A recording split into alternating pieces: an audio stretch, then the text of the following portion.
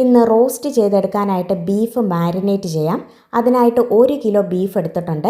ഇതിലേക്ക് എരിവില്ലാത്ത 3 table spoon Kashmiri മുളക് പൊടി ചേർത്ത് കൊടുക്കുന്നുണ്ട്.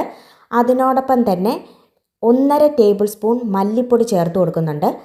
എപ്പോഴും ചേർത്ത് കൊടുക്കുന്ന മുളക് പൊടിയുടെ അളവിനേക്കാൾ പകുതിയായിരിക്കണം മല്ലിപ്പൊടിയുടെ അളവ്. ഇതിനോടൊപ്പം 1/2 ടേബിൾ സ്പൂൺ മഞ്ഞൾപ്പൊടി ചേർത്ത് കൊടുക്കുന്നുണ്ട്. ഇതിലേക്ക് 1/4 ടേബിൾ സ്പൂൺ ഗരം മസാല ചേർത്ത് കൊടുക്കുന്നുണ്ട്. വീട്ടിൽ തന്നെ വറുത്ത് പൊടിച്ചു വെച്ചിരിക്കുന്ന ഗരം മസാലയാണിത്. ഇതിലേക്ക് 10 അല്ലി വെളുത്തുള്ളി നടുകെ കീറിയത് ചേർത്ത് കൊടുക്കുന്നുണ്ട്. അതിനോടൊപ്പം തന്നെ മീഡിയം സൈസിലെ ഒരു കഷ്ണം ഇഞ്ചി ചെറുതായിട്ട് അരിഞ്ഞതും കൂടെ ചേർത്ത് കൊടുക്കാം. മീഡിയം സൈസിലെ 2 സവോള ചെറുതായിട്ട് അരിഞ്ഞത് ഇട്ട് കൊടുക്കുന്നുണ്ട്. എരിവിനായിട്ട് 4 പച്ചമുളക് ചേർത്ത് കൊടുക്കുന്നുണ്ട്. 4 തണ്ട് കറിവേപ്പില ഇട്ട് കൊടുക്കുന്നുണ്ട്. അതിനോടൊപ്പം തന്നെ 2 ടേബിൾ സ്പൂൺ വെളിച്ചെണ്ണ ചേർത്ത് കൊടുക്കുന്നുണ്ട്. ഇതെല്ലാം കൂടിയിട്ട് നല്ലതുപോലെ ബീഫിലേക്ക് തിരുമ്മി യോജിപ്പിക്കണം. ബീഫ് നന്നായിട്ട് മാരിനേറ്റ് ചെയ്ത് കഴിഞ്ഞാൽ ഏകദേശം അരമണിക്കൂറെങ്കിലും റെസ്റ്റ് ചെയ്യാനായിട്ട് വെക്കണം.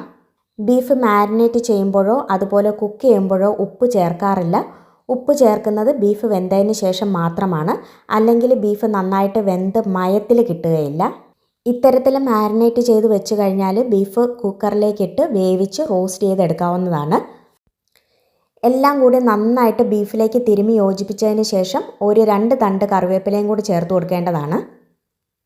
വീഡിയോ ഇഷ്ടമായെങ്കിൽ ലൈക്കും ഷെയറും ചെയ്യണേ. മറ്റൊരവസരത്തിൽ വീണ്ടും കാണാം. താങ്ക്